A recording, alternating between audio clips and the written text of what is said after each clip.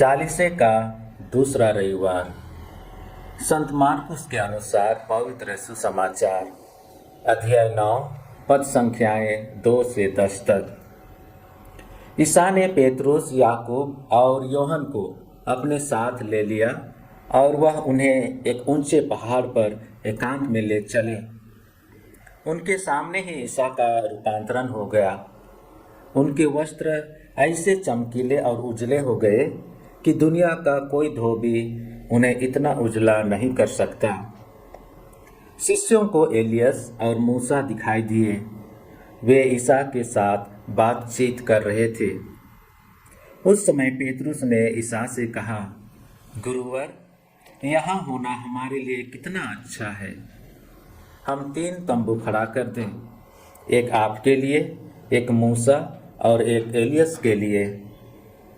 उसकी समझ में नहीं आ रहा था कि वह क्या कहे, क्योंकि वे बहुत डर गए थे। तब एक बादल आकर उन पर छा गया और उस बादल में से यह वाणी सुनाई दी, यह मेरा प्रिय पुत्र है, इसकी सुनो। इसके तुरंत बाद जब शिष्य अपने चारों ओर दृष्टि दौड़ाने लगे तो उन्हें ईसा के सिवा और कोई नहीं दिखाई दिया।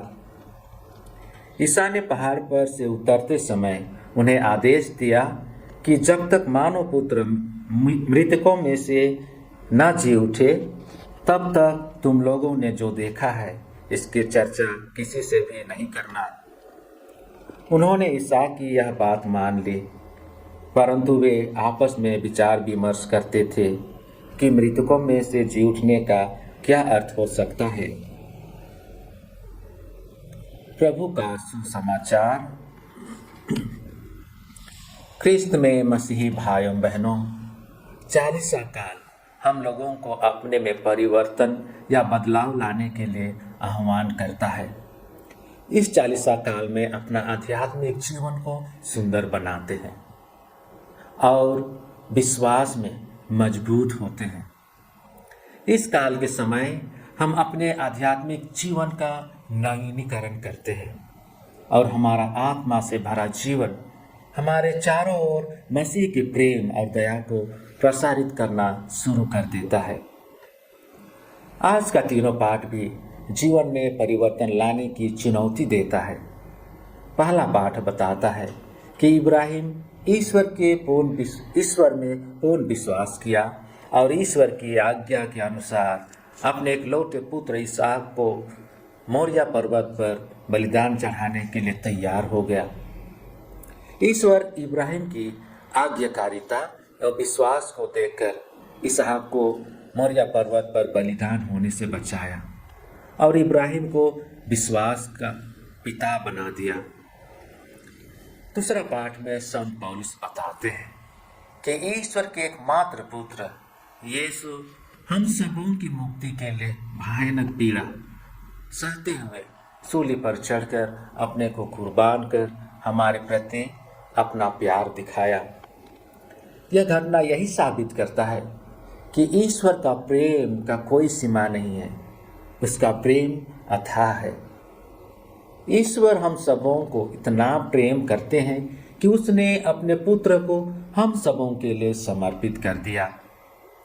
यीशु हम सबों के खातिर मर गए, जी उठे और ईश्वर के दाहिने विराजमान होकर हमारे लिए प्रार्थना करते रहते हैं, जिससे कि हम बुराई का जीवन त्याग कर अच्छाई का जीवन जिए और ईश्वर के बेटे बेटियां बने रहें।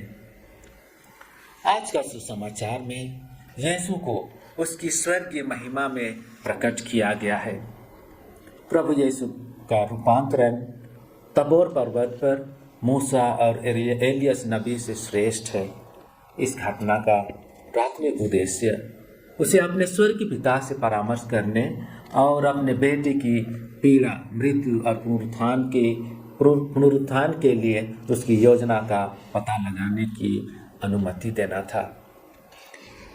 ईश्वर का दूसरा उद्देश्य यीशु के चुने हुए शिष्यों को यीशु की दिव्य महिमा से अवगत कराना था, ताकि वे अपनी सांसारिक महत्वाकांक्षाओं और राजनीतिक मसीहा के सपनों को त्याग सकें और परीक्षा में मजबूत हो सके।